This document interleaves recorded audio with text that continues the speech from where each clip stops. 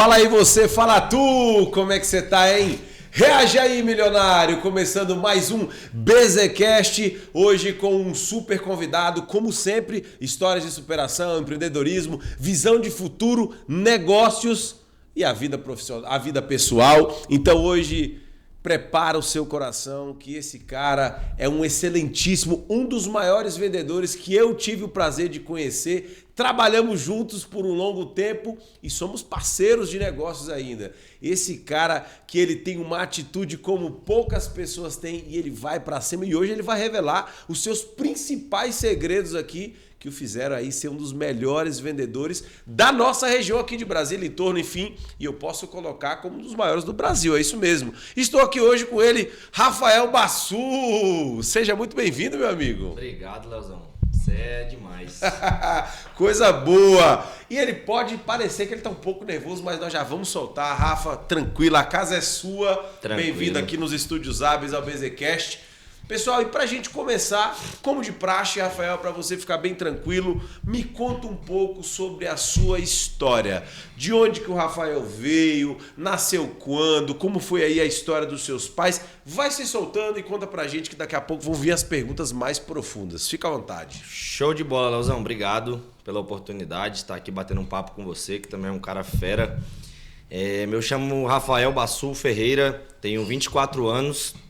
Tenho 2 irmãos e uma irmã e 2 sobrinhas. Os meus pais são mineiros, minha mãe é de Juiz de Fora, que já é quase carioca ali, né? E meu pai é do interior, ele é de Coromandel. Foi criado em Coromandel, mas ele nasceu em Lagamar dos Coqueiros. Peraí, como é que é o nome? Lagamar dos Coqueiros. Hoje em dia já deve ter uns 150, 170 habitantes. Pra você que é mineiro aí, Lagamar dos Coqueiros? Todo mundo é família. Família de Lagamar dos Coqueiros. Os caras dominam a região, são donos de Lagamar dos Coqueiros. Continua, meu irmão. Foi criado na roça, né? Veio pra Brasília com 15 anos. Foi quando ele veio a primeira televisão, foi conhecer as coisas, né? E se tornou vendedor, se tornou empresário. A minha mãe, ela é professora, já tem mais de 30 anos, ela já é aposentada, continua atuando, né? Mas agora, esse ano, de 2024, é o último ano dela dando aula, né? Olha só. Vai parar de vez, que já tá com a idade mais elevada, vai cuidar um pouquinho da saúde agora, né? Que bacana, que bacana. E pegando um pouco dessa, você falou um pouco aí dos seus irmãos e tal. Curiosidade aqui, você é o mais velho, você é o do meio, você é o mais novo, como é que foi essa sequência aí? Eu sou o irmão mais novo, né? Eu tenho uma irmã mais velha, um outro irmão que se chama Felipe, a minha irmã chama Daniele, e meu irmão Vitor, que é o irmão do meio, né? Entendi. Eu sou o irmão mais novo. Então você é o caçula. Sou o caçula. Caçula, filho aí de um casal de mineiros, de uma professora e de um empresário. Então olha só essa mistura que bacana, vieram lá de Minas pra cá pra fazer sua vida aqui em Brasília. Rafa, legal. Me conta um pouco como é que foi aí a sua infância, né, aqui em Brasília, como é que foi, qual o bairro que vocês moravam, como é que foi aí? Me conta um pouco. Vamos lá, eu nasci nos anos 2000, foi quando meu pai começou a construir uma casa ali no Parkway, perto de Águas Claras, né? Tínhamos uma condição financeira muito boa, meu pai na época recebia 30 salários mínimos, né? Uau! Trabalhava como gerente de uma rede de atacadões e mais ou menos ali em 2010 começou a fazer alguns investimentos após a empresa dele falir, né? Meu pai, assim, como ele veio da roça e mineiro, ele chegou aqui em Brasília, ele tomou muito tombo até conhecer realmente as pessoas, né? Então ele era muito inocente, matuto, entre aspas, né? Então apanhou muito da vida até ter experiência e entender que hoje em dia é difícil confiar nas pessoas, né? Tem muita gente que age de má fé. E por conta disso acabou quebrando um negócio que ele tinha e pegou o dinheiro que lhe restou e começou a investir em obras, né? Construção de casas para vender. Bem ali em 2010, mais ou menos, 2012, mudou o governo, né? Aí o mercado ficou um pouco mais difícil, já trabalhando, correndo menos dinheiro na rua. Então foi quando a gente começou a passar uma dificuldade financeira ali em torno de 2010, 2012, né? E meu pai voltou a se reerguer aí tem mais ou menos uns 2, 3 anos, né? Porque ele tinha muito investimento em casas, porém ficou muitos anos, 4, 5 anos sem vender nenhum imóvel. Muito difícil de conseguir alguém que tinha dinheiro naquele momento, ali naquela época, para estar comprando a sua casa, né? Queriam trocar em muitas coisas, mas o que ele precisava no momento era o dinheiro. Então acabou vivendo muito tempo de empréstimos, né? E quando foi vendendo os imóveis, ele acabou apenas pagando o que ele tinha pego emprestado nesses anos para sobreviver, né? Ele acabou quebrando. Legal. E por essa condição que seu pai tinha, né, de empresário, de estar construindo casa, de estar trabalhando aí com o mercado, como é que foi a infância a sua infância e a infância dos seus irmãos? Eu digo assim, em termos de brincadeira, de escola, onde vocês estudavam, né? Vocês tinham assim tudo, ou vocês passaram dificuldades mesmo, seus pais tendo uma condição boa? Como é que foi? Então, quando eu era criança, tínhamos uma condição muito boa, sempre estudei nas melhores escolas, porém não pagávamos mensalidade, porque minha mãe é professora, então sempre a gente tinha esse privilégio de poder ter uma bolsa no colégio, né? Sempre estudei em escolas boas e tive uma infância muito bacana, que fui criado num condomínio ali no Parkway, onde tinham muitas crianças, né? Então, como era algo mais seguro, a gente brincava tranquilo, jogava bola, então tive uma infância muito boa. E quando meu pai, assim, piorou, a dificuldade financeira veio, né? A gente só não tinha as regalias que a gente estava acostumado, mas nunca passamos fome nem nada do tipo. Mas assim, mudamos um pouco o padrão de vida. Fomos para uma casa menor. Partiu um momento em que minha mãe estava dando aula numa escola muito longe, então eu comecei a estudar em escola pública, que hoje em dia é algo que, às vezes, se você acaba fazendo amizades com outras pessoas, você acaba deixando de estudar, começa a aprontar, e isso você vai ver nas consequências só lá no futuro, né? Depois que você vai tentar a mesma vida, que você vira adulto, você vê que todas essas brincadeiras, essas coisas que você fazia na sua adolescência, né, faz toda a diferença no seu futuro, né? Com certeza, que bacana. E você se recorda quando seu pai, quando vocês passaram por essa dificuldade financeira, como é que seu pai reagiu? Ele mudou como pessoa, ele ficou mais triste, ele começou a trabalhar mais, você viu ele menos em casa, viu? Como é que foi aí depois? Porque assim, é interessante quando a gente conversa com algumas pessoas em que a história, quando a pessoa vem totalmente de baixo e vai rompendo. No caso da sua família, eles conseguiram, seu pai veio do interior, tinha uma situação boa e depois teve que diminuir esse padrão, como você mesmo falou. Mas como foi essa mudança para o seu pai e para sua mãe? Então, nessa época, minha mãe recebia um salário bacana também. Ela, em 2000 e poucos, ali, quando eu era criança, ela não estava atuando como professora, já tinha atuado muitos anos, mas trabalhava como gerente da UNB. Não a faculdade, ele é uma parte mais de apoio aos índios, tudo mais, né? Então, o salário da minha mãe sempre foi para ela. Ela nunca botou gasolina no carro, nunca pagou uma viagem, nunca pagou uma conta de telefone. Meu pai sempre bancou a vida financeira toda, né? E o dinheiro dela era para ela se divertir, comprar um presente para os filhos, poder passear com as amigas, né? Então, foi um baque assim, muito grande, porque a minha mãe era totalmente descontrolada financeiramente, recebia um bom salário, não tinha que arcar com nenhuma conta e sempre estava endividada. Sim. Comprava muita roupa, não tinha uma educação financeira. E quando o meu pai teve essa dificuldade financeira, ela começou a ter que arcar com as contas, né? Porque ele não tinha renda. Foi uma época assim, é difícil, né? Porque qualquer pessoa que passa por uma dificuldade financeira hoje abala, né? Você pode ter um psicológico melhor que for, mas as coisas vão acontecendo conforme o tempo e você vai vendo que isso vai abalando o seu psicológico, às vezes o psicológico da família, às vezes você quer fazer algo diferente, se divertir, fazer uma viagem, comer num lugar legal e você não tem condição, né? Mas sempre agradeço a Deus, nunca nos faltou nada, né? Às vezes uma oportunidade de comer num lugar fora é algo que você não vai morrer por isso, né? Claro. Então a gente sempre agradece ali pelo básico, ter alimentação, ter as coisas em casa. Mas meu pai sempre foi o meu herói nesse quesito, tanto da vida quanto no profissional. Porque apesar de ter quebrado por ter confiado nas pessoas, qualquer lugar que você passa hoje, pessoas milionárias ou pessoas ricas ou pessoas mais humildes, todas respeitam, todas admiram ele, todas confiam nele. Já fui parceiro de negócio com o meu pai e o papel dele era apenas apresentar que o filho dele tinha um serviço bacana, e quando eu chegava lá, a pessoa já não tinha que passar uma credibilidade do meu serviço nem nada. A palavra dele vale muito na rua, entendeu? E eu nunca vi alguém cobrar o meu pai, ele não deve um centavo na rua. Então, assim, confiou em pessoas, as pessoas enganaram ele, mas não foi por conta de falta de profissionalismo ou por algum erro. O erro dele foi realmente confiar nas pessoas, né? Mas é alguém de total credibilidade no mercado, que já ganhou bastante dinheiro e que se reergueu depois de passar por todas essas dificuldades, esses prejuízos, né? e hoje está se reerguendo, graças a Deus. Cara, que legal você ter citado essa referência aqui de pai herói. E fica bem claro aqui, né, para mim, para quem está nos assistindo, essa questão familiar, né? Sim. Que para você parece, como você falou aqui da sua mãe, você contou muito bem a história da sua mãe, você falou um pouco aqui, não entrou muito dos seus irmãos, e falando dessa referência que é o seu pai. Visto que hoje, assim, se a gente for olhar de maneira geral, as pessoas, principalmente os jovens, elas têm essa dificuldade de ter uma inspiração, de olhar para o pai assim como realmente esse herói, de pais que têm essa responsabilidade, principalmente quando passa uma dificuldade de manter a família unida, a família ali sendo bem provida. E pelo que mostra que pelo que você falou, seu pai sempre esteve ali com vocês, então isso é muito bacana. Agora, você sendo o filho caçula, né? Como foi os seus irmãos? Eles eram referência para você? Você se inspirou em algum irmão? Você modelou? Você apanhava do seu? Como é que eram as brincadeiras? Conta um pouco pra gente aí. Vamos lá.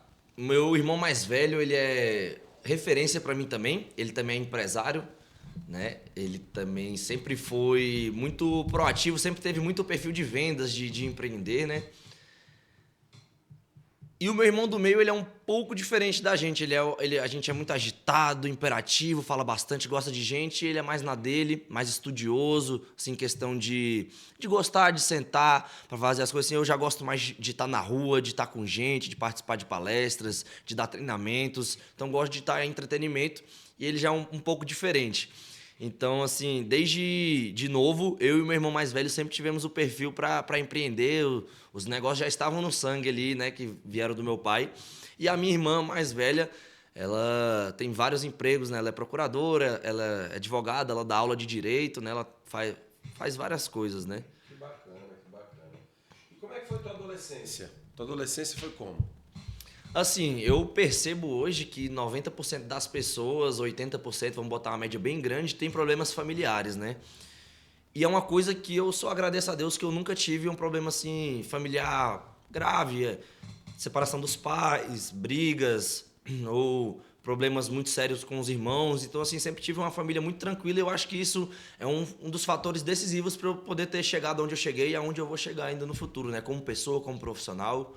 Aprendi a importância da família, questão de ter credibilidade, de sempre respeitar, ser honesto com as pessoas. Então, acho que minha família me ajudou muito a ter o caráter que eu tenho hoje. Que bacana, que bacana. E uma questão interessante, você falou dessa questão do caráter, mais uma vez da família, e isso fica bem notório em você, essa coisa familiar. E eu, particularmente, isso é um valor para mim, né? Essa questão da família tá sempre muito próxima, todo mundo muito junto, todo mundo todos sendo referência um para o outro. Agora, me fala um pouco sobre sonho. O sonho do Rafael da infância, você criança. Você teve algum sonho que você se lembra dele hoje? Lá, o primeiro sonho de criança, né? Porque às vezes sonhos são coisas que a gente vai tendo durante a vida. Alguns a gente esquece, alguns a gente gaveta, outros a gente realiza, outros a gente deixa de sonhar, dá um upgrade no sonho. Agora, aquele sonho de criança que você pensava lá quando vocês moravam lá no Parkway e tal, naquela primeira condição que vocês tinham. Me cita um sonho aí que você tinha quando criança. Como criança, eu tinha 2 sonhos assim principais. Um deles era ser jogador de futebol, que eu acho que é o sonho de quase toda criança, né? Legal. Quando brinca de bola. E de ter filhos, eu sempre tive o sonho de ter filhos, né? Olha As pessoas até riem, que eu brinco. Eu quero ter aí 4, 5, 6 filhos. Eu quero ter vários. Casa cheia. Aí todo mundo fala, quando você tiver o primeiro, você vai repensar e vai acabar desistindo. Eu falo, não, eu quero tendo condições financeiras, tendo tempo, né? Porque não adianta nada você ter dinheiro e não ter tempo para curtir a sua família, os seus filhos, né? Então eu quero ter uma vida financeira estabilizada para poder curtir minha família, ter meus filhos, ter tempo de qualidade com eles, né? Que é muito importante. Cara, que legal. Então, ter filhos. Uma coisa que eu te perguntei, a gente pulou essa etapa. Quantos anos você tem, cara? Eu tenho 24 anos. 24 anos e o sonho é ter filhos. Cara, que legal. É, meu sonho. Legal. Ter vários. Que bacana. 6 filhos, uma casa cheia, né? Tem que ter uma casa grande, né? E eu vou te falar que esse também era um dos meus sonhos, mas infelizmente a minha esposa maravilhosa está aqui atrás das câmeras, não deu pra gente ter esses 6, né, meu amor? Então ficaram só em 2, mas eu também queria ter essa casa cheia e tal. Mas aí eu vou até te falar, não te desestimulando, né? Nós tivemos 2 e hoje eu sou grato por ter 2, né? E foi maravilhoso. Sim. A casa também é ótima. Mas te incentivo aí você ter filhos, que isso é muito bom, fazer uma família bacana. Agora, Rafa, Com certeza. hoje, o Rafa, nos seus 24 anos, quais são as suas ambições hoje? O que você quer conquistar na sua vida? O que você pretende conquistar? Eu acho que isso tem várias coisas, né, que a gente quer conquistar, mas se for botar um ponto assim de ser as principais, eu quero me casar, né, ter filhos, quero constituir uma família. E tenho duas vontades dentro do ramo profissional. Primeiro, ter uma empresa de sucesso, né, conhecida multinacionalmente, e poder não só ter uma grande empresa que tem um faturamento muito grande, eu quero ajudar as pessoas através do meu profissional. Mostrar, porque hoje em dia tem muita gente que tem um potencial muito grande a ser bem sucedido, mas tem medo de ser rico. Você já ouviu isso? Já ouvi. As pessoas têm muito medo. Ah, Rafael, mas a pessoa tem 40 anos, tem filho, tem aluguel. Para ela é muito difícil ela arriscar Mas assim, você olha o perfil da pessoa, a pessoa tem total perfil a ser uma pessoa bem sucedida, a ser um grande vendedor, a empreender, mas tem a mente um pouco ali fechada ainda, até o dia de que alguém pode chegar nela, mostrar que tantas pessoas, milhares, milhões de pessoas que são do mesmo estilo que ela, estavam no mesmo caminho que ela e hoje têm empresas de sucesso, são bem-sucedidas, podem realizar os seus sonhos, porque assim, a gente entra naquela pauta, dinheiro traz felicidade? Pode ser que sim, pode ser que não, mas uma certeza ele pode realizar os seus sonhos, né? Trazer momentos ali que você vai colecionar pelo resto da vida. Que legal. E como você falou aqui que você e seu irmão mais velho, você já tinha uma veia já para negócio, empreendedora, né? Provavelmente vindo aí do seu pai. Como é que você começou? Como é que foi seu início? Assim, o seu primeiro trabalho, vamos colocar por aí. E aí você vai contando aí aos poucos o que você começou a fazer. Vamos lá, então eu vou bem do início ali. Eu estudei nas melhores escolas, como eu te falei, mas sempre aprontei bastante.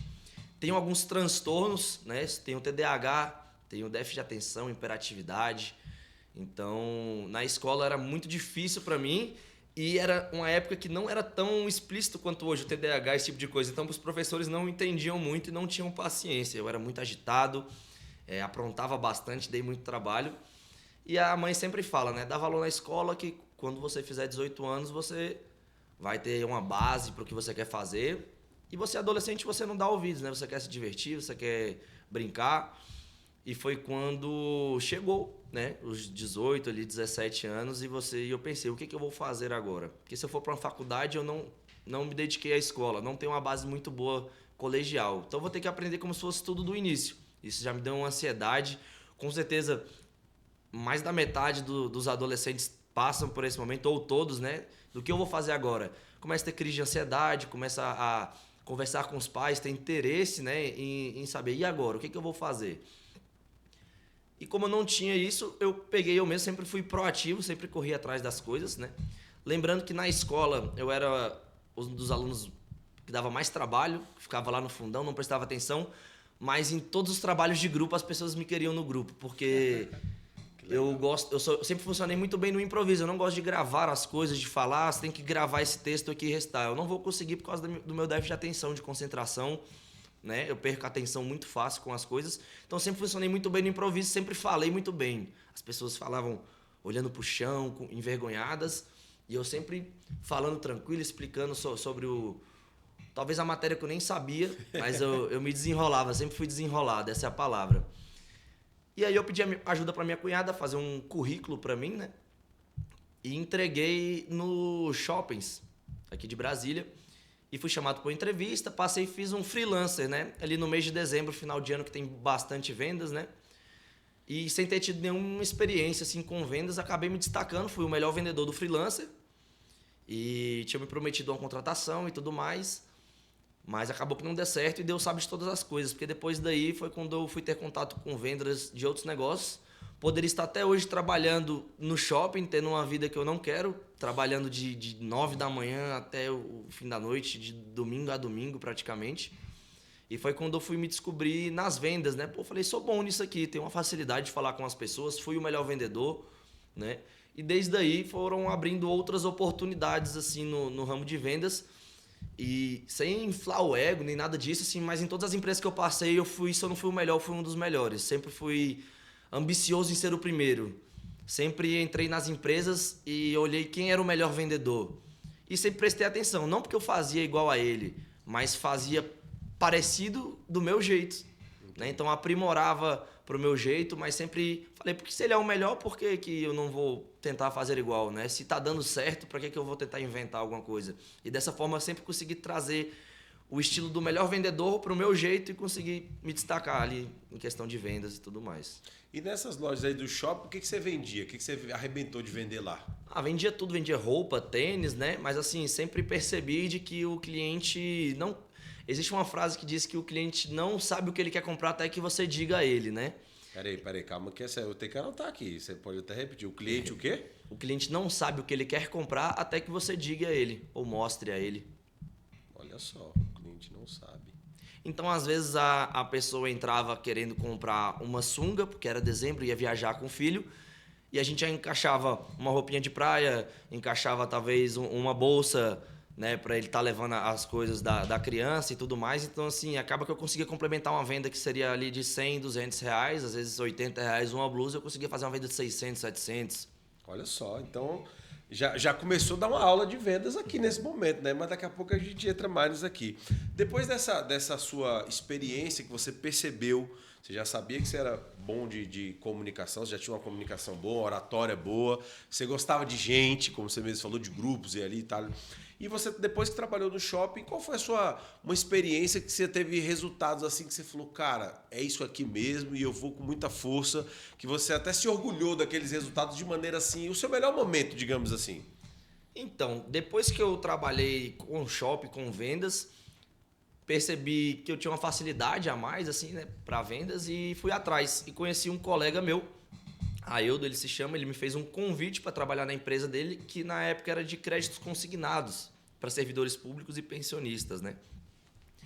E comecei a trabalhar lá e tive resultados incríveis já no primeiro mês, né? Assim, ganhei um salário bacana, aonde eu nunca tinha visto, nunca tinha ganhado esse valor, né? Então foi quando eu comecei a descobrir, caramba, tenho 18 anos e eu não tenho um teto de salário, eu posso... O quanto eu produzir, eu posso ganhar. Então, assim, pensando no lado ali da faculdade, do que eu estava pensando em fazer, eu acho que nenhum lugar eu teria essa oportunidade, a não ser que eu fosse pro lado do empreendimento. Eu me formei em odontologia, mas eu tenho um escritório de odontologia. Eu não sou apenas um doutor, né? Então, fui me descobrindo, fui melhorando, atingi o primeiro lugar no ranking, fui em outra empresa que eu fui trabalhar também de consignado, né? Fui crescendo até me tornar supervisor de equipes. E foi quando eu vendia bastante, mas ainda não tinha percebido que eu era bom. Até o dia que me contaram assim, falaram, você é muito bom em vender, porque a gente era muito manual, né? A gente entrava em contato com os clientes através de WhatsApp, mas o fechamento ele é muito melhor na ligação, né? O cliente ouvindo a sua voz, você passa uma credibilidade, você está ali sanando as dúvidas do cliente. E todas as pessoas tinham facilidade de escrever, porque às vezes tiravam uma dúvida, escrevia, mas na hora da ligação travava. E é a hora que passa a credibilidade para o cliente. Então, todos os fechamentos dos meus consultores, até eles se soltarem e aprendendo melhor como falar e perdendo um pouco da vergonha, que é totalmente normal no começo de quem está vendendo, quem fazia a ligação era eu. E era difícil eu não fechar. É que nem eu falo hoje, se o cliente vir até o meu escritório, ele não sai sem fechar. É muito difícil. Olha só. Falei no começo que era o exímio vendedor, um dos melhores que eu conheci. Tá aqui, começou já uma aula já para você que está assistindo aí. Já anota, porque tá bem interessante.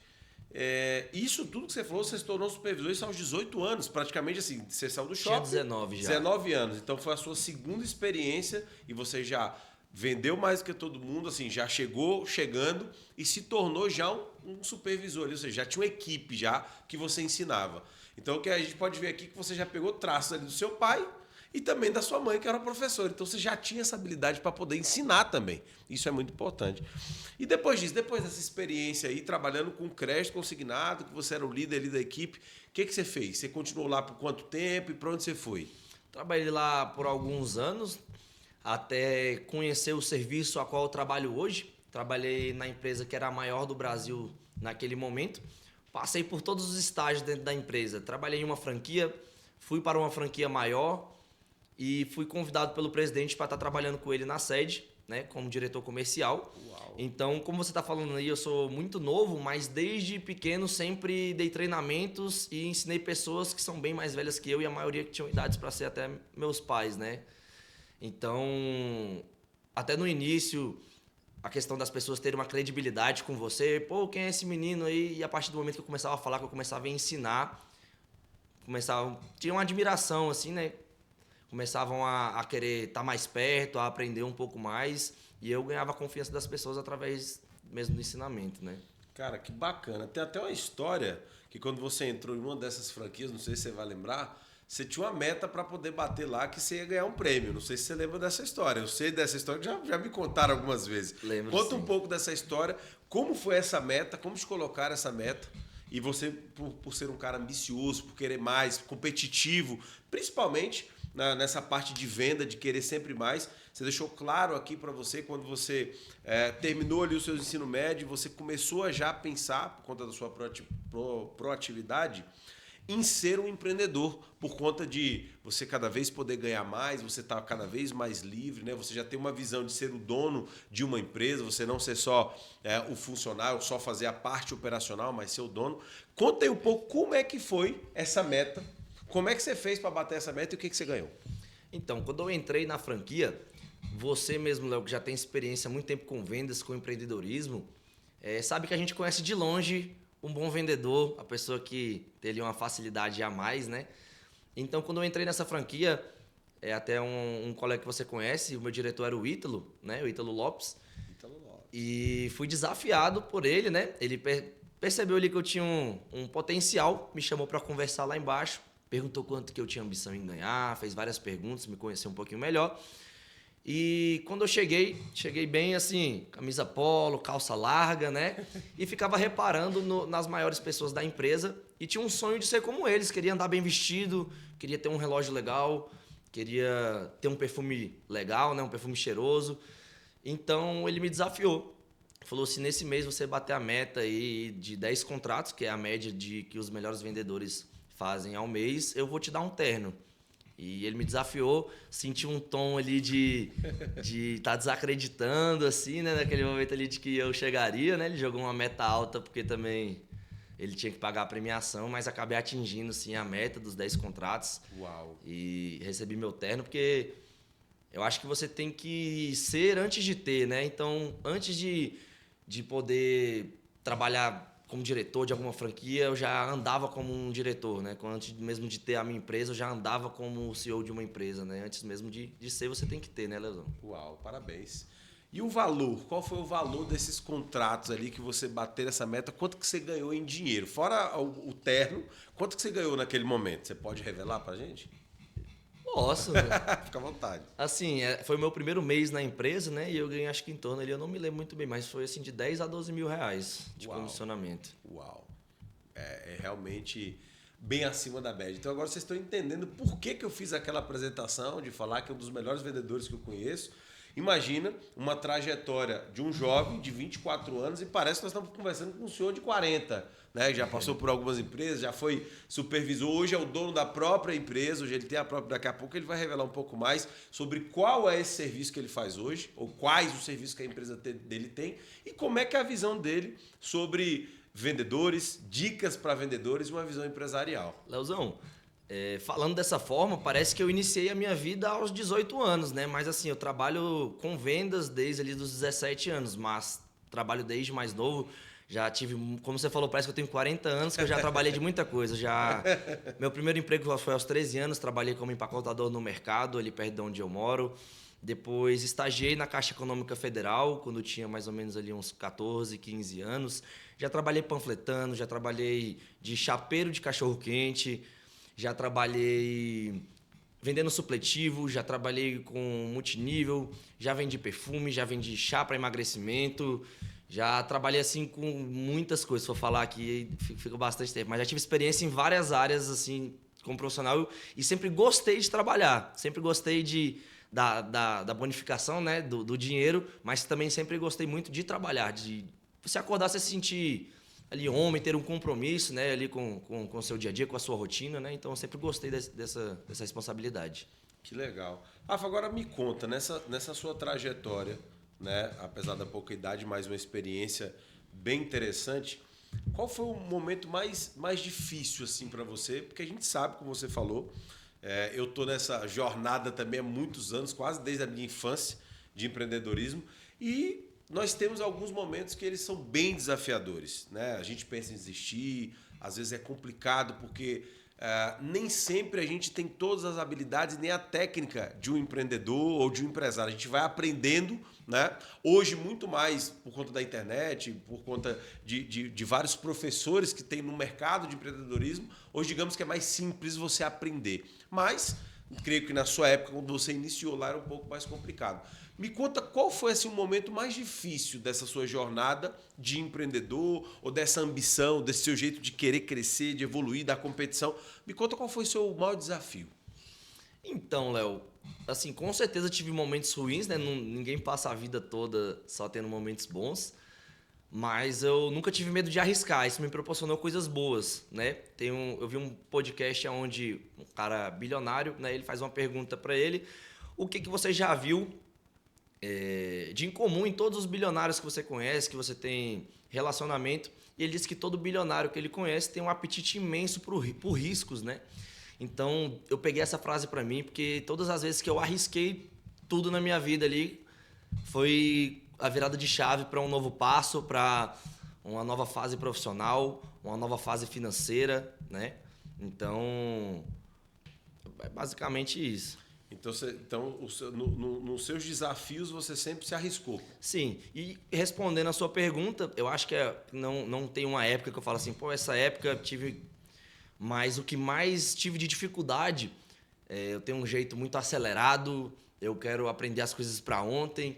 Então, assim, eu aprender a ter calma e respeitar o processo, viver um dia de cada vez, não ter ansiedade com as coisas que eu não tenho controle, né? Eu sofria muito com as coisas que eu não tenho controle. Então, hoje eu aprendi o seguinte: foi erro meu? Então, vamos consertar, vamos rever, né? Como eu posso estar melhorando.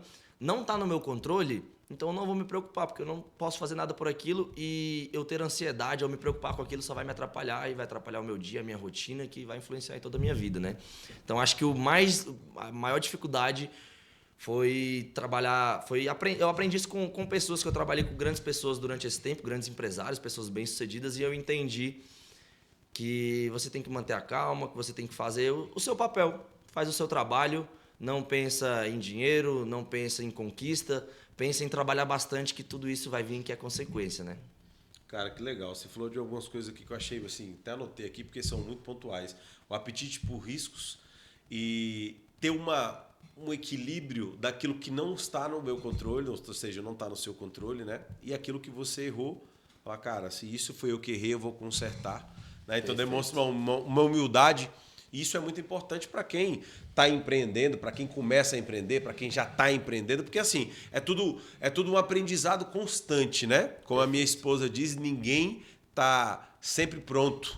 Você pode estar preparado, mas pronto, ninguém está pronto só Deus, porque nós somos um ser em evolução. Então, isso é bem interessante o que você colocou agora.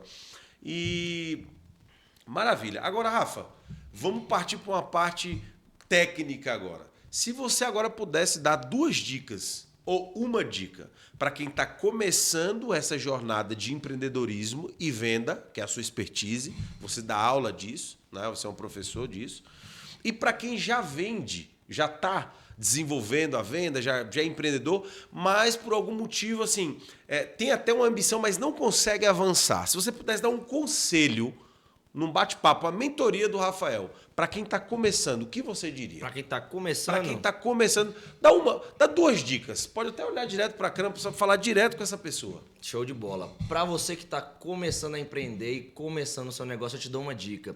O seu cliente não é um cifrão. Nunca trate o seu cliente só pelo valor ou porque você está fechando um negócio com o seu cliente. Ouça o seu cliente, entenda da história dele. A venda está no sentimento. Está na dor do cliente. Então você tem que entender melhor o que o seu cliente está passando para você ter compaixão e entender o que ele está passando naquele momento e poder estar solucionando o problema dele. Porque o dinheiro e as vendas estão na solução, né, Leozão? Muito bom, muito bom. Olha, para quem está começando, então, já começa a pensar dessa maneira, que o dinheiro é uma consequência. Exato. E que o cliente... Ele é uma pessoa, né? Ali do outro lado. É um ser humano. Então, a empatia de se colocar no lugar dele e não pensar só na grana que você vai receber ou na que ele tem. Agora, para quem já está no mercado, porque a gente percebe, por que eu te fiz essa pergunta? A gente percebe que o mercado de venda, que as pessoas demoram a entender que a única profissão que existe é a de vendedor. As pessoas demoram a entender que a venda não é o que sobrou. Ah, já viu aquele ditado que as pessoas falam assim, arruma um emprego pro meu filho, nem que seja de vendedor. Desqualificando o vendedor. Sendo que o que move qualquer empresa, o coração de qualquer empresa, são as vendas. É a área comercial. E o vendedor, hoje, nos dias de hoje, se você for procurar vendedores capacitados, eles estão em extinção. Hoje no mundo tudo é vendas, né, Léo? O advogado vende o serviço dele, o professor vende o conhecimento dele, o médico vende. O médico vende. Todo mundo é vendedor, no fim Exato. das contas, se você for parar para pensar, né? Exatamente. Então, me diz agora um conselho para quem já está nesse mercado de vendas, para quem tá ali, mas está patinando, não sabe onde está errando. O que essa pessoa pode absorver para ela melhorar, para ela se desenvolver? Vamos lá. O que eu mais vejo até no serviço que eu trabalho são pessoas prostituindo o serviço por preço, né? Se o cliente tem interesse em pedir um desconto ou negociar, ele já joga o preço lá no chão, prostitui o serviço com medo de perder a venda. Então aqui vai uma dica.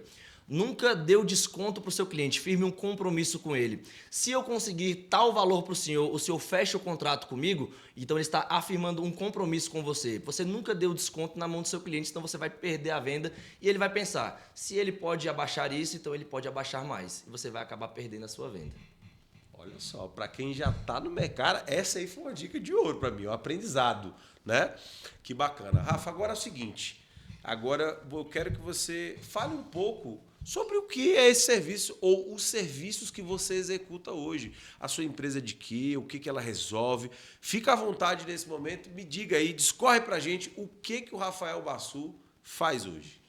Hoje eu trabalho realizando sonhos, trabalho com reabilitação de crédito, onde de uma forma jurídica eu consigo blindar as dívidas do cliente dos órgãos de proteção ao crédito, que hoje são que negativam ele, né? Dando a oportunidade dele voltar ao poder de compra, voltar a ter o seu poder de crédito e realizar os seus sonhos, né? Porque hoje todo mundo que quer ter o nome limpo e precisa do nome limpo, não é só para dormir tranquilo, né? A pessoa quer realizar alguma vontade de comprar algum bem ou adquirir algum crédito no mercado para poder ter uma vida mais tranquila ou para estar resolvendo algum problema pessoal naquele momento. Então eu dou a oportunidade, mesmo antes do cliente ter que pagar as dívidas dele, de uma forma jurídica, eu devolvo para ele o poder de compra dele, deixando o nome dele sem restrições. E com a retirada dos apontamentos, o score dele ainda sofre uma atualização, vai de brinde para ele, Léo, a atualização do score dele, porque isso é um fator decisivo na hora da liberação de um crédito ou da compra de algum bem e alguma instituição financeira, né?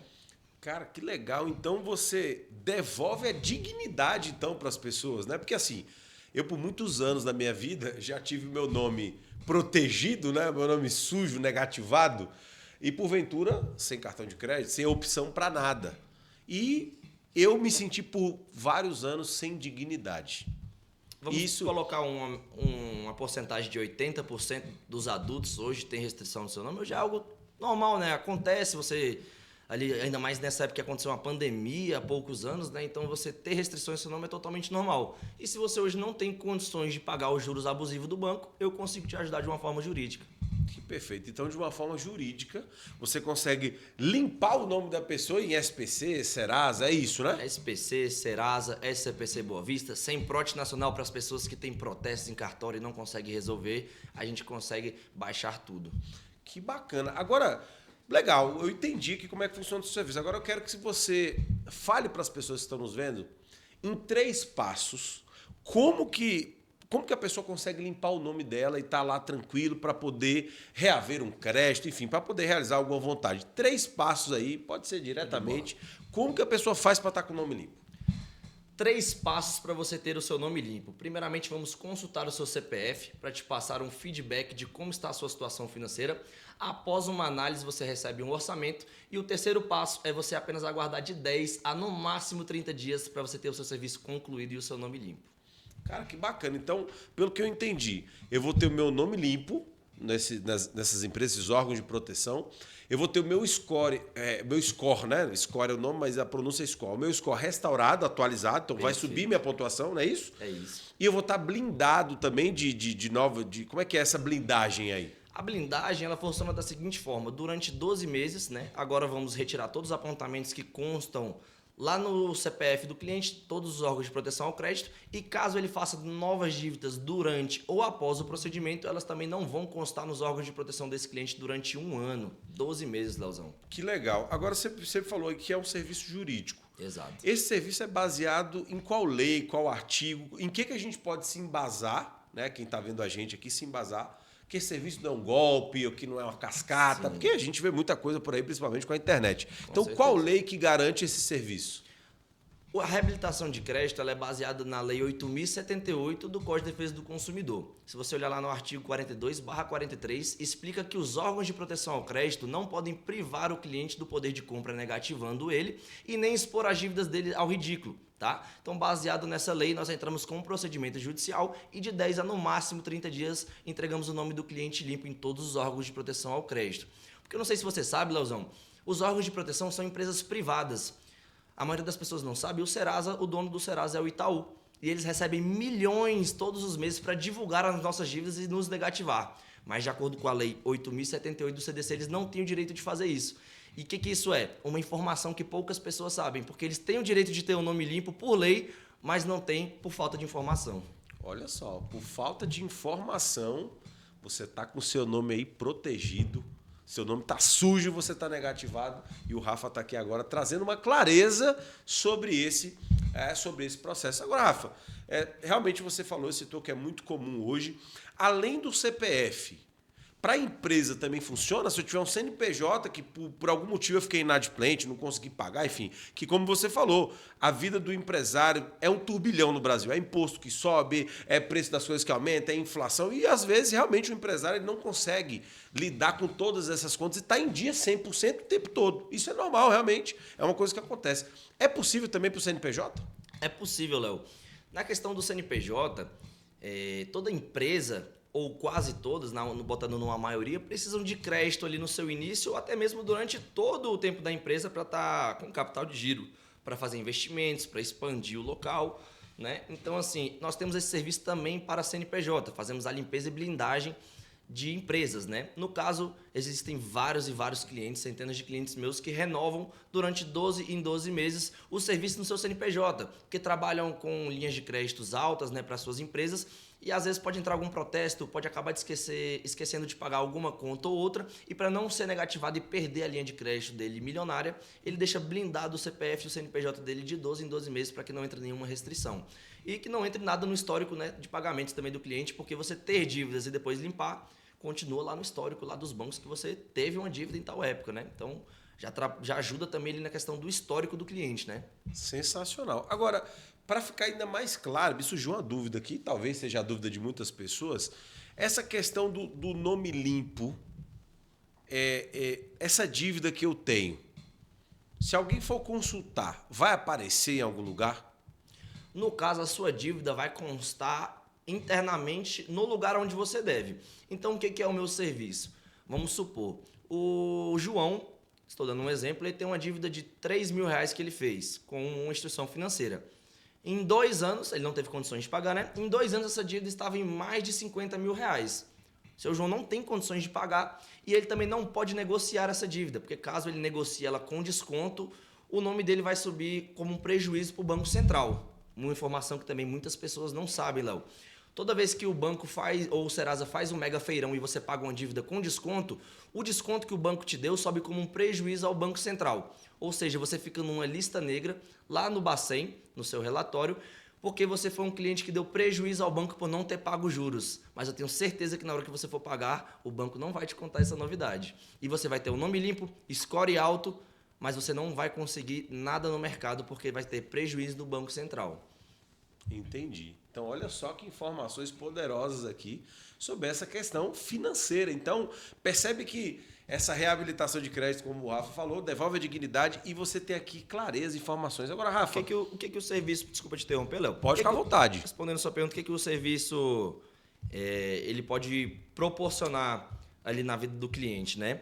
Ele pode proporcionar o poder de compra dele restaurado, o poder de crédito dele no mercado, né? Porque hoje você tem um cliente ali que no momento ele está com o nome com restrições. Mas hoje ele não precisa do nome dele. Mas no momento em que ele vai financiar a sua casa dos sonhos, a sua casa própria, ele tem condições de estar dando uma entrada, ou ele conseguiu um financiamento em alguma instituição financeira, que a única coisa que atrapalha dele são as restrições. Então, com o serviço, ele vai ter oportunidade de ter o poder de compra e poder de crédito em outras instituições onde ele não possui dívidas hoje. A dívida dele fica internalizada em segredo de justiça. E em outros bancos, como eu tenho milhares de provas sociais nas minhas redes sociais, de clientes que conseguiram financiar o seu carro, a sua casa dos sonhos, conseguiram linhas de crédito, cheque especial e até hoje aí me indicam muitos amigos e familiares, né, em agradecimento aí pelo meu serviço. Que coisa boa. Rafa, agora quanto tempo já trabalhando com reabilitação de crédito, devolvendo sonhos para as pessoas, a dignidade? Tem quanto tempo que você está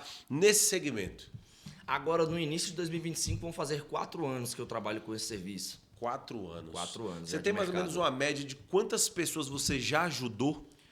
Já limpei mais de 20 mil CPFs e CNPJs. No caso, eu, Rafael, né? Se for contar vendas aí de consultores da empresa, aí já não tenho noção. Olha que interessante. Então, estamos aqui com um especialista em reabilitação de crédito. Você que está aí, que tem aquela pendência, está com seu nome protegido, nome sujo, está aqui o cara que vai resolver o seu problema com um processo 100% jurídico, 100% legal, baseado na lei, 4 anos já de experiência, mais de 20 mil CPFs aí restaurados. Então, já sabe, né? Rafael Bassu, esse é o cara. Tá passando aqui na nossa tela agora, retiramos apontamentos, blindagem. Daqui a pouco a gente volta a falar um pouco mais disso. Rafa, agora eu quero fazer, depois que você falou um pouco aí sobre o que você faz, você deu algumas dicas de venda, deu uma visão poderosa para o vendedor que está começando, para o vendedor que está já na sua carreira, para ele melhorar. Eu quero saber um pouco mais do Rafa, sem ser o profissional, mas do Rafa pessoal. E aí eu quero fazer com você o seguinte, eu vou te dizer algumas palavras, uma palavra, e você pode me dizer um bate-bola, em uma palavra, o que significa isso para você. Pode ser? Em uma palavra? Em uma palavra. Vamos tentar. É um desafio, mas se vou propor aqui agora, eu digo uma palavra, você me diz o que aquilo significa para você também com uma palavra. Pode ser? Perfeito. Vamos lá? Vamos lá. Deus. Tudo. Tudo. Família. Amor. Ambição. Ambição. Crescimento. Vendas. Minha vida. Olha só que legal. Gosto. Empreendedorismo. Desafio. Desafio. Cara, que bacana. Essas eram palavras que estavam aqui na minha mente, que tá no meu dia a dia, né? Então, por isso que eu quis te perguntar isso. A questão das vendas ser a minha vida é porque hoje a maioria das pessoas trabalham com algo que não gosta. Então, sempre estão frustradas porque, além de trabalhar com algo que não gosta, a maioria das vezes não recebe um salário conforme a sua vontade, que desejaria, né? E eu tenho a oportunidade de trabalhar com algo que eu amo fazer. Então, eu já acordo animado. A segunda-feira é o dia principal de todo mundo, que todo mundo menos gosta, que já acorda desanimado, e é o dia que eu acordo mais animado, porque eu sei que é um novo início, uma nova semana, novas coisas para aprender, novos clientes para ajudar, para conhecer, novas famílias, né, para realizar os sonhos. Então, para mim, o dia que eu mais gosto é a segunda-feira, que é o dia mais odiado de todos, né? Que legal. Essa palavra aí sobre vendas que você falou, minha vida, me faz lembrar algo que a minha esposa, ela criou esse lema para nós em casa, e sempre que nós estamos, tanto em bate-papo, compartilhando alguma informação, palestrando, dando treinamento, mentoria, a gente leva isso muito a sério. Por quê? E é notório que você está hoje na posição que você está, com a sua própria empresa, de 4 anos nesse segmento, ter ajudado mais de 20 mil pessoas, ter realizado alguns sonhos.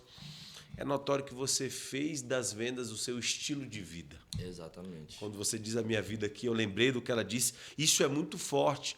E é uma base, um lema que, para ter sucesso, o sucesso, eu vou dizer, um resultado interessante naquilo que se faz, é tornar o estilo de vida. Então, quando você coloca aqui, fica muito claro que você respira isso, que você vive isso, que você está posicionado, né, nessa área comercial, e hoje há 4 anos no mesmo segmento. Então, eu queria deixar aqui meus parabéns para você por conta dessa sua atitude, né, desse seu ser, que está em desenvolvimento, mas que até aqui tem muito para compartilhar e para ensinar.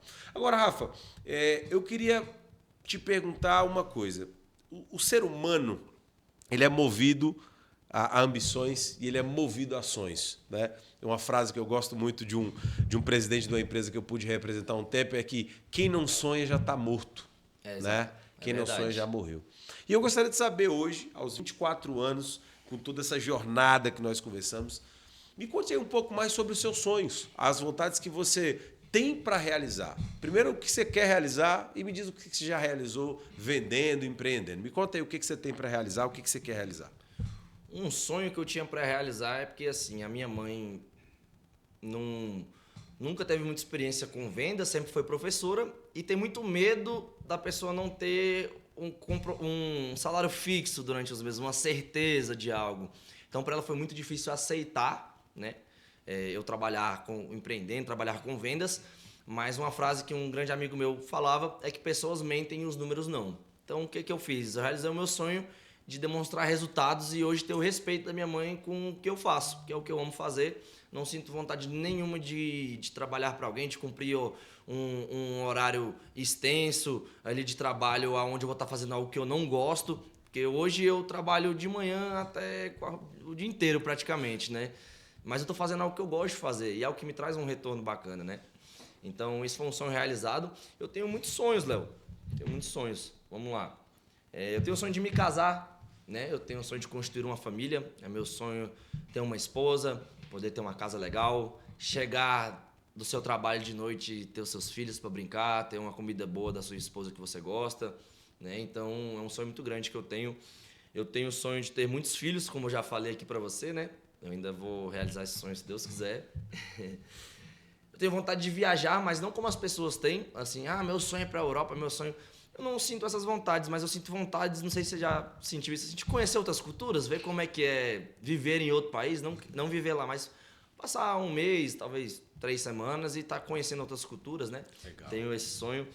Eu tenho um sonho que é dar uma Hilux pro meu pai. Sempre foi o sonho dele ter uma, né? Ele veio da roça, então sempre aquela vibe de caminhonete, né? E ele nunca teve a oportunidade de comprar uma para ele. E nunca foi prioridade isso para ele, né? Sempre foi cuidar da gente e tudo mais. Então eu tenho o sonho de fazer uma surpresa para ele um dia antes dele falecer, né? Eu tenho a vontade de realizar esse sonho dele, de dar uma Hilux para ele. Como eu te falei, eu tenho um sonho também não só de ser bem sucedido financeiramente, mas sim de ajudar as pessoas, né? De que o dinheiro que eu ganhar, o crescimento da minha empresa tem um propósito. Não seja pro Rafael ter uma vida boa e a família do Rafael ter uma vida boa. Eu quero mudar vidas, né? Legal, eu quero implementar a cultura do pouco que eu aprendi, do quanto eu vou aprender ainda pro futuro na vida das pessoas, poder trazer transformação para a vida delas, né? E, assim, tenho vários, mas acho que os sonhos principais, assim, são esses. Eu não tenho muitas ambições, assim, materiais, nem nada, assim. Eu tenho o sonho de comprar uma casa bem legal, de poder ter uma qualidade de vida com a minha família, né? Mas, basicamente, são esses meus sonhos. Cara, que bacana você ter colocado aí sobre esse de transformar vidas, né? Hoje a gente vive num tempo que você começou a falar lá atrás sobre o adolescente que tem dificuldades para o que eu vou fazer, né? O que eu faço e tal. E até pessoas que passam da fase adolescente, fase adulta e ainda vivem esse dilema, né? Nós vemos pessoas frustradas, pessoas que adoecem porque não encontraram aquilo que amam fazer, aquilo que gostam de fazer e não colocaram um objetivo, um propósito para aquilo, né? Então foi bem claro aqui o que você falou sobre ajudar pessoas não só se realizar, né? Mas uma das suas realizações é ver a realização de outros. Isso é muito poderoso. Exato. Isso é muito poderoso, é muito nobre pensar dessa forma e expor dessa forma, como você está colocando aqui, porque é uma dificuldade das pessoas entenderem, né? Eu me sinto muito mais realizado em presentear alguém do que ser presenteado. Para mim é muito mais gratificante, traz um retorno, um sentimento muito maior do que receber um presente, do que presentear alguém e ver alguém feliz, né? Cara, que legal, que legal. Rafa, para a gente finalizar o nosso bate-papo, eu queria que você falasse algumas coisas sobre o Rafael. O Rafael pelo Rafael. Como você se enxerga hoje? Como você se vê? Isso pode ser suas características, sua pessoa. Como é que o Rafael se enxerga hoje? Eu tenho uma história bacana para explicar isso. Hoje eu sou o que eu queria ser há 5 anos atrás.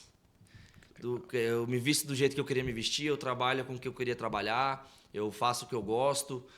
Eu tive uma experiência, eu trabalhava como menor aprendiz, também quando eu era adolescente, foi outro emprego que eu tive, como porteiro do cinema. Ficava lá na portaria, sala 2, cortando seu bilhetinho. E todos os dias eu passava por um lugar ali no Riacho Fundo, né? E passava por um espelho muito grande de uma academia. E sempre você passa por um espelho, você dá aquela olhadinha, né? Deixa eu ver se eu tô legal. E eu ia trabalhar com a roupa do cinema, uma calça social grande, um sapato que me machucava, e eu andava bastante, né, até o shopping. E teve uma vez em que eu tive um imprevisto saindo, estava atrasado para ir trabalhar. Trabalhava na empresa que eu trabalhava antes, né, como diretor. E saindo para trabalhar deu um problema no carro. Tive que me deslocar de Uber até tal lugar para pegar uma carona. E acabei passando, fiquei muito nervoso naquele momento. Pô, já tô atrasado, aí vai aquele dia que você amanhece, as coisas vão acontecendo. Sim. E eu aprendi que nada é por acaso, tudo tem um propósito. E se hoje você não entende, um dia você vai entender e vai agradecer a Deus por aquilo ter acontecido. E no momento disso, assim, eu falei, já aconteceu, vou me esquentar com isso não. Às vezes Deus quer me mostrar alguma coisa com isso.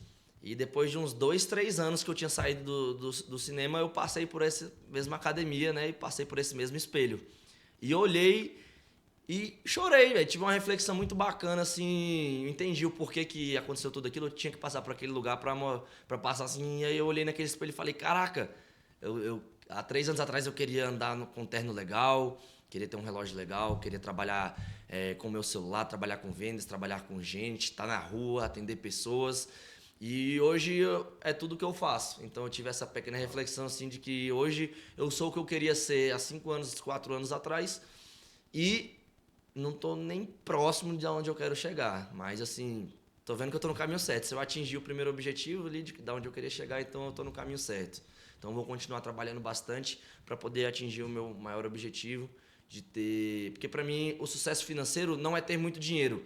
É você ter dinheiro para você viver a sua vida e você ter tempo para você curtir a sua família e os seus filhos. Porque o cara que só tem dinheiro, ele é tão pobre que ele só tem dinheiro, né? As pessoas falam assim, ele não tem qualidade de vida, ele não tem tempo para gastar o dinheiro dele, ele não pode sair para jantar com a esposa, não pode ver o jogo de futebol do filho.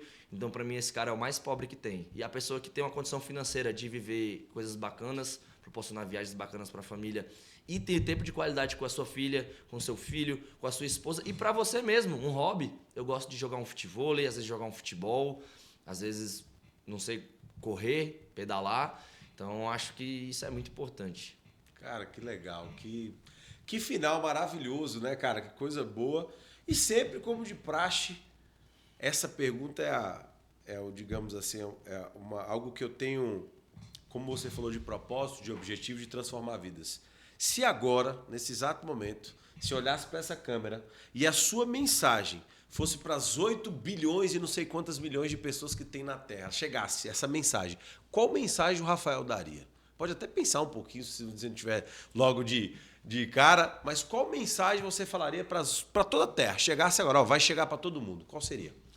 Jesus é o caminho, a verdade e a vida.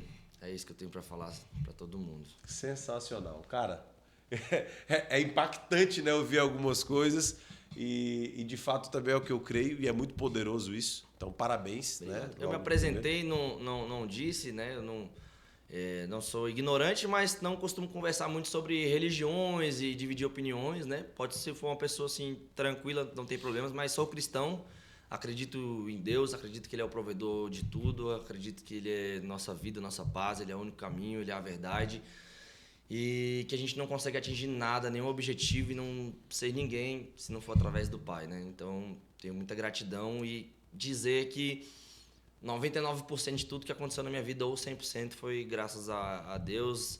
As oportunidades que apareceram foi Ele que mandou. Então, essa é a mensagem que eu quero deixar no final. Muito bom! Chegamos aqui ao fim desse bate-papo, desse primeiro bate-papo, né? Porque aqui tem tanta história, tem tanta aula que poderia ficar aqui 4, 5 horas. Mais um BZcast finalizando, diretamente dos estúdios hábeis, com apoio aqui do Gabriel Arpia e toda a sua equipe. E com o apoio aqui do seu Vanderlei, Alfaiataria Vanderlei, passando aqui na nossa tela. E hoje eu estou aqui com essa vestimenta, com essa camisa maravilhosa, feita sob medida lá na alfaiataria do seu Vanderlei, Vanderlei Alfaiataria. Você que acompanhou um pouco desse programa, se você quer andar aí sob medida, exclusividade, material de primeira qualidade lá no Vanderlei Silva Alfaiataria, desde 95, apoiando aqui o BZcast, tá certo? E vou deixar aqui as considerações finais para ele, Rafael Bassu. Quer procurá-lo? Diz aí seu Instagram pra galera. Meu Instagram é rbassu. Lá você vai encontrar um pouco sobre novidades sobre o serviço, dicas sobre vendas, dicas de como ter um score melhor, de como ser bem visto pelas instituições financeiras e um pouquinho da minha vida pessoal também. E lá você também vai encontrar o Instagram da empresa para acompanhar novidades, feedback dos clientes, tá bom? Maravilha, finalizamos aqui com ele, Rafael Bassu. E o programa foi sensacional. Gratidão, meu irmão. Muito obrigado, Leozão. Gratidão, conte comigo. Eu que agradeço. Tamo junto e até o próximo BZcast. Valeu! Valeu, Gabeira. Foi bom?